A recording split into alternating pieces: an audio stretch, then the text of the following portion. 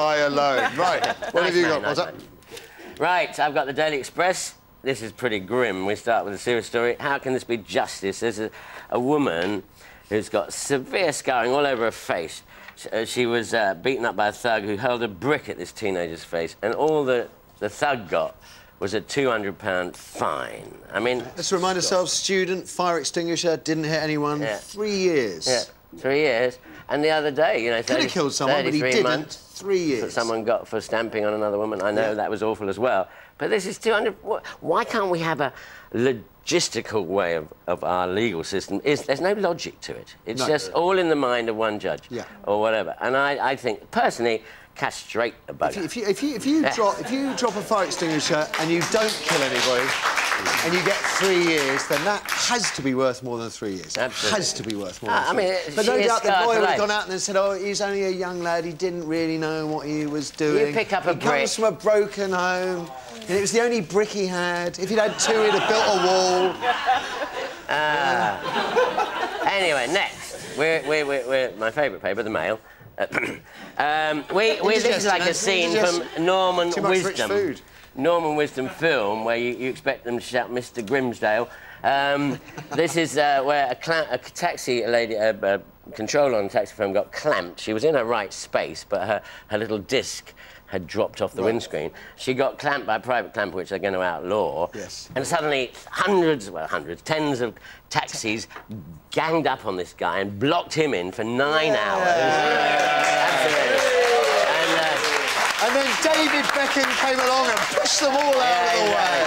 And there's a picture of the police just standing around not knowing what to do. Oh, look what's happening over there. There's the clamp car and there's... Anyway, but she ended up having to still pay the fine. So we don't hear that's right at the end. And all the taxi meters. Absolutely. The next one is from the Telegraph. What a cynical newspaper review this is today. I baptise you in the name of the Queen Vic. Eh?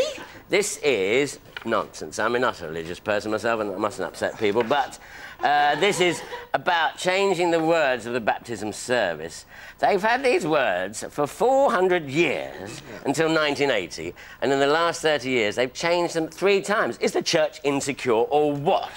You know, you've got to admit, when they say, you know, do you reject Satan and all his little demons, that you do secretly just want to laugh and think it's like a Rowan Atkinson sketch from Not the 9 O'Clock News, isn't it? Yeah, do you think the baby gives a monkeys what the words are? I mean, you know... They're saying that the language of the service, of the baptism, should just be more like street. Yeah.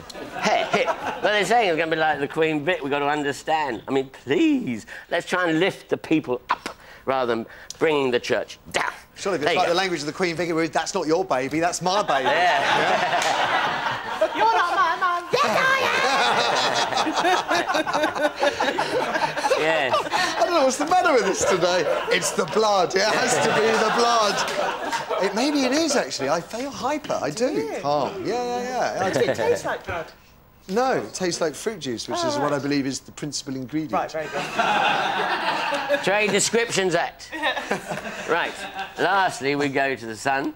Sense of direction, this is called, spelt S-C-E-N-T-S. Apparently, depending on where you come from in the country, you have different ways of working. Not different ways, you choose different perfumes. Now, up north, they like sweet, sickly stuff, and lots of it. Down... Well, I'm only reading, I'm not worried. I love the north. I love the north. Manchester, I love you. And, anyway, girls from Northern England and Scotland prefer the sweet stuff. South, they like musky, woody fragrances and even nick their men's aftershaves. And men don't have any preferences. Actually, wait, I would advise all men. I have 7 bottles of different aftershaves. I don't shave, but it's... And because, you know, if you have one and you suddenly change it, your wife is so insecure she thinks you're having an affair. So I have 7. They can't, and she doesn't know what day of the week it is. I've got a different theory, which is, do you not find, maybe it's just me, that once you've used the same smell for maybe 3 days on the trot, you can't smell it anymore? We should shower in between. Touché.